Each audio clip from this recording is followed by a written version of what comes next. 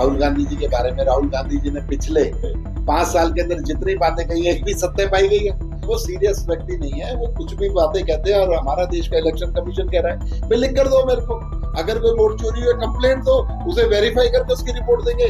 सिर्फ माइकों पर या भाषणों में टीवी में देख देख कर कॉग्निजेंस लेती है, ऐसा तो नहीं है ना। सरकारी एजेंसी से लिख के दो, उसका लिखत में जवाब आएगा पूरा डिटेल। मुझे गर्व भी है कि मैं भारतीय जनता पार्टी का सदस्य हूँ, ऐसे दल का सदस्य हूँ जिसमें दीनदयाल उपाध्याय जी का अंत्योदय, जो महाराजा अग्रसेन जी की सोच था कि समाज के आखिरी छोर पर बैठे लोगों को लाभान्वित किया जाए। ये तो अपने लेने वालों की काबिलियत और दम होना चाहिए कि किस तरीके से हमारे लोग उद्योगों के अंदर जाता है, लेकिन जो राजनीति के अंदर आते हैं वो अलग तरीके से काम करते हैं। और एक मुकाम होने जा रहा है वो हमारे फरीदाबाद के विधायक और हमारे हरियाणा के कैबिनेट मंत्री माननीय श्री विपुल गोयल जी के प्रयास से, सार्थक प्रयास से ये कार्यक्रम आयोजित की जा रही है। तो सबसे पहले मैं माननीय विपुल जी का इस कार्यक्रम करने हेतु आपका बहुत बहुत धन्यवाद करता हूँ।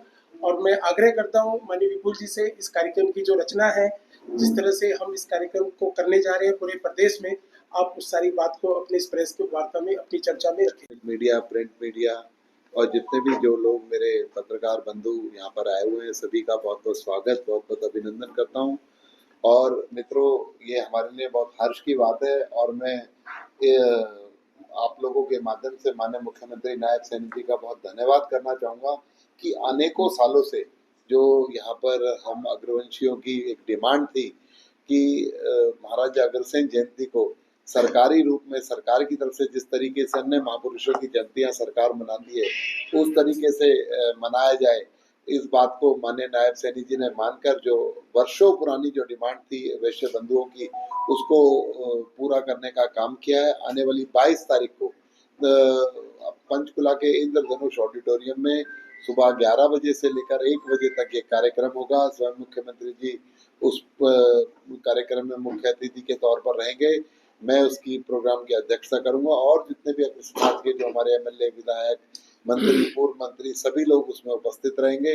आप लोगों के माध्यम से मैं हरियाणा के लोगों से भी अपील करूंगा कि ज़्यादा से ज़्यादा संख्या में वहाँ पहुंचे। पहला नवरात्रा है, लेकिन उसके बावजूद भी जो एक टाइम है, ये बहुत बड़ा टाइम है कि महाराजा अग्रसेन जी की जो जयंती को सरकारी तौर पर मनाने का जो काम शुरुआत होने जा रही है, उसमें जरूर सम्मिलित हूँ। पूरे हरियाणा से लोगों से मैं निवेदन करूंगा कि 11 बजे से पहले किसी भी तरीके से वहां पर पहुंचे और इसमें सम्मिलित रहो। और माननीय मुख्यमंत्री नायब सैनी जी का तहे दिल से धन्यवाद करें कि उन्होंने पहले, और उन्होंने, मैं कहूँगा, छोटे से कार्यकाल में अग्र बंधुओं के लिए बहुत बड़े बड़े काम हमारे इस कार्यकाल के अंदर माननीय नायब सैनी जी ने किए हैं। अग्रवा की खुदाई जो लगभग 18-20% हुई थी, उस खुदाई को दोबारा चालू कराकर आप देखिए 18-20% खुदाई में महाराजा अग्रसेन जी कितना बड़ा व्यक्तित्व थे, ये हम जान सके। और जब 100% खुदाई होगी तो कितनी बड़ी जो इंफॉर्मेशन है हम लोगों के पास इकट्ठा होगी, और हमें महाराजा अग्रसेन जी के जीवन के बारे में, उनके चरित्र के बारे में, और उनके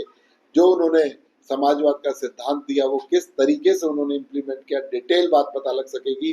लेकिन सबके पीछे अगर कोई हाथ है या इसे पूरा करने का काम किया तो नायब सैनी जी ने किया है। महाराजा अग्रसेन एयरपोर्ट अग्रवा धाम के अंदर बनने का काम हमारी सरकार ने, भारतीय जनता पार्टी की सरकार ने किया। और अब वहां से रेगुलर फ्लाइटें, 3-3 फ्लाइटें, चाहे भगवान राम के लिए हो, दिल्ली से हिसार हो, हिसार से अयोध्या हो, और हिसार से अब जयपुर की फ्लाइट भी 3 दिन पहले शुरू करी है, हिसार से चंडीगढ़ की फ्लाइट, और अन्य फ्लाइटें भी वहां से शुरू होने जा रही है। उसके अलावा जो एक और बात माननीय मुख्यमंत्री नायब सैनी जी ने कही कि एक बड़ा महाराजा अग्रसेन जी का विशाल प्रतिमा उस एयरपोर्ट के गेट पर लगाने का काम हम लोग जल्दी करेंगे।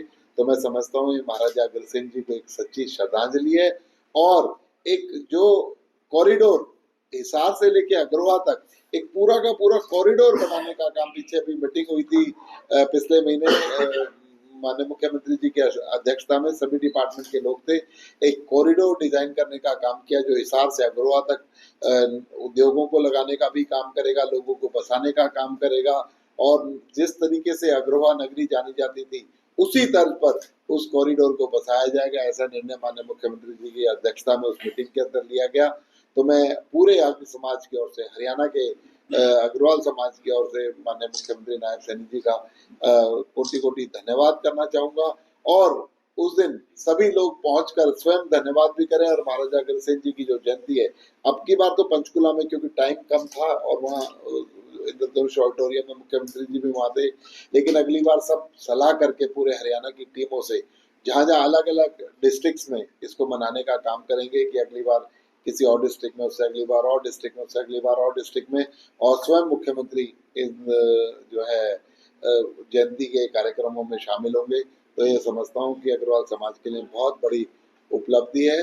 तो इसमें मैं आप लोगों के माध्यम से पुनः पुनः सभी लोगों को आमंत्रित करता हूँ। आज को कोई पैसे की जरूरत नहीं, कोई धन दौलत की जरूरत नहीं है अग्र समाज को। अग्र समाज की जो स्थापना हुई थी, क्योंकि अग्र समाज कोई जाति नहीं, एक व्यवस्था है, संस्कृति है, जो व्यापार करने के लिए और उस व्यापार की अर्जन को, उस व्यापार की इनकम को साथ साथ समाज को सुदृढ़ बनाए उसमें लगाने के लिए महाराजा अग्रसेन जी ने हमारी स्थापना की थी।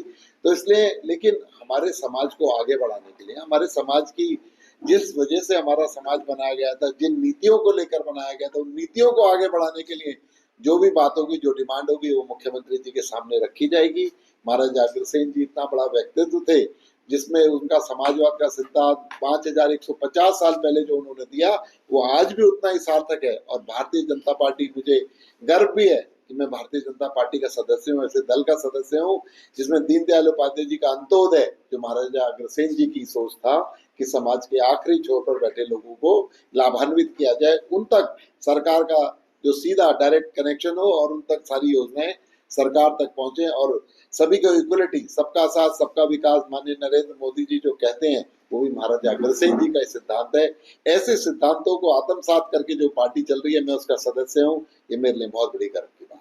मंत्री जी, आपने बोली कि प्रोग्राम की अध्यक्षता, देखिए, मैं यही बताना चाहूंगा कि यहाँ से 10 बसें, बढ़िया लग्जरी बसेस उस दिन जाएंगी सुबह 4 बजे और उसका स्थान और जगह जगह सुनिश्चित कर दिया जाएगा, बसों को वहाँ भेज दिया जाएगा।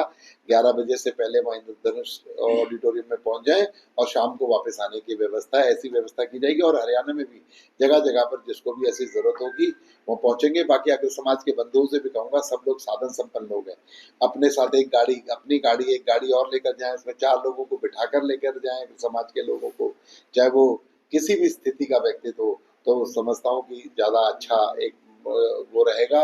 और सभी लोग जिस भी व्यवस्था से, हम भी व्यवस्था करेंगे, लेकिन सभी लोग मिलकर व्यवस्था करें और इस कार्यक्रम में जरूर पहुंचे। और माननीय मुख्यमंत्री जी का धन्यवाद।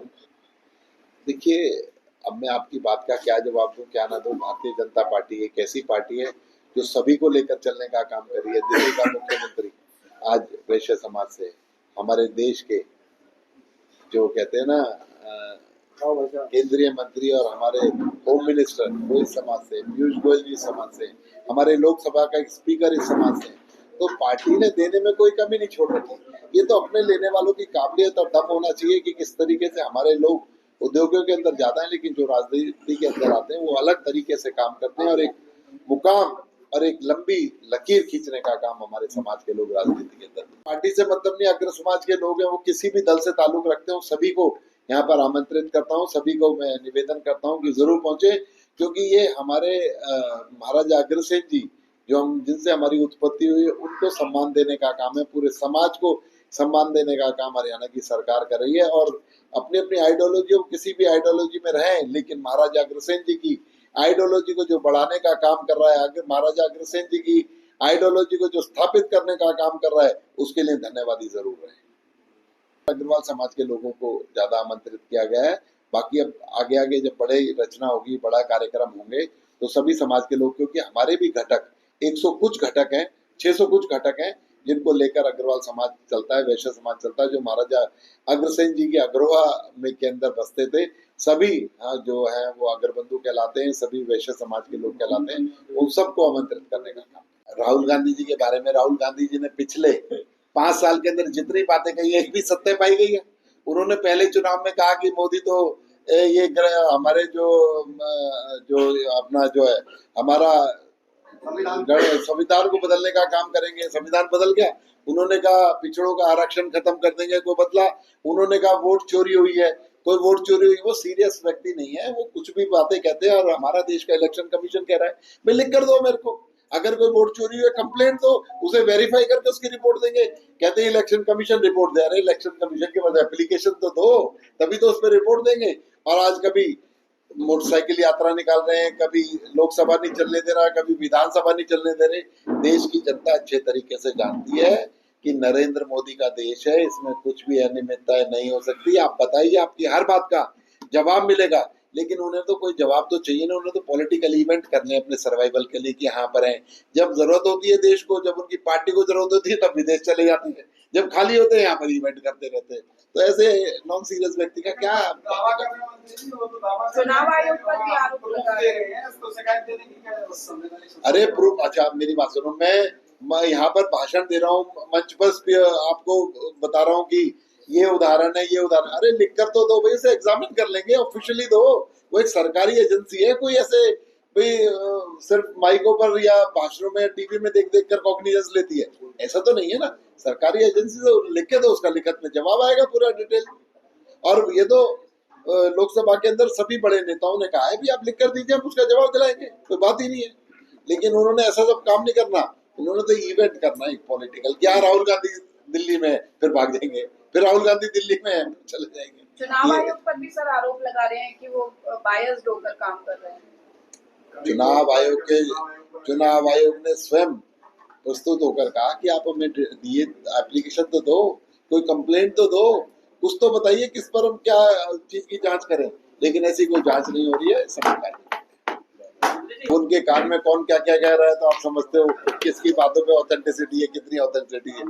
हमसे जुड़े रहने के लिए हमारे YouTube चैनल को सब्सक्राइब करें और नई वीडियो की नोटिफिकेशन के लिए बेल आइकॉन को दबाएं।